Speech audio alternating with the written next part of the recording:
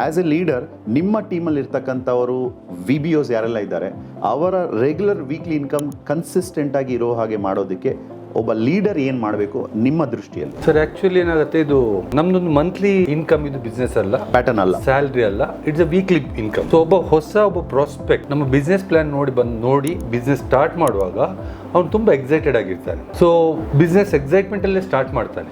But ಭಾಳಷ್ಟು ಮಂದಿ appliances ಅಥವಾ ಲೀಡರ್ಸ್ ಮಾಡೋ ದೊಡ್ಡ ತಪ್ಪೇನಂತ ಹೇಳಿದ್ರೆ, ಅವ್ರು ಬಿಸ್ನೆಸ್ ಸ್ಟಾರ್ಟ್ ಮಾಡಿ ಆ ಒಂದು ಎನರ್ಜಿ ಎಕ್ಸೈಟ್ಮೆಂಟ್ ಏನಿರುತ್ತಲ್ಲ, ಅದು ಅವ್ರದ್ದು 1 ಅಥವಾ 2 ಅಥವಾ 3 ವಾರ ಅಷ್ಟೇ ಇರುತ್ತೆ. ಆ ಟೈಮಲ್ಲಿ ಅವರಿಗೆ ಸರಿಯಾದ ನೀರು ಗಾಳಿ ಗೊಬ್ಬರ ಕೊಟ್ಟು ಅವರಿಗೆ ಈ ಇಂಡಸ್ಟ್ರಿಯ ಬಗ್ಗೆ ಸರಿಯಾದ ಮಾಹಿತಿ, ಕನ್ಸಿಸ್ಟೆನ್ಸಿ ಇರ್ಬೋದು ಅಥವಾ ಸ್ಪೀಡ್ ಇರ್ಬೋದು, ಡಿಸಿಪ್ಲಿನ್, ಇದರ ಬಗ್ಗೆ ಸರಿಯಾದ ಮಾಹಿತಿ ಕೊಟ್ಟು ಬರೀ ಮಾಹಿತಿ ಕೊಟ್ಟರೆ ಆಗಲ್ಲ. ಭಾಳಷ್ಟು ಮಂದಿ ಲೀಡರ್ಸ್ ಏನು ಮಾಡ್ತಾರೆ, ಮಾಹಿತಿ ಕೊಡ್ತಾರೆ, ಕ್ಲಾಸ್ ರೂಮ್ ಟ್ರೈನಿಂಗ್ ಅಂತೀವಿ. ಫೀಲ್ಡಲ್ಲಿ ಹೋಗಿ ಅವರೊಟ್ಟಿಗೆ ಹೋಗಿ ಕೆಲಸ ಮಾಡಿದಾಗ, ಫೀಲ್ಡಲ್ಲಿ 1-to-1 ಲೆವೆಲ್ ಏನು ಕೆಲಸ ಮಾಡ್ತೇವೆ ಅಲ್ಲಿ ಅವರಿಗೆ ಫಿಸಿಕಲ್ ಟ್ರೈನಿಂಗ್ ಕೂಡ ಸಿಗುತ್ತೆ.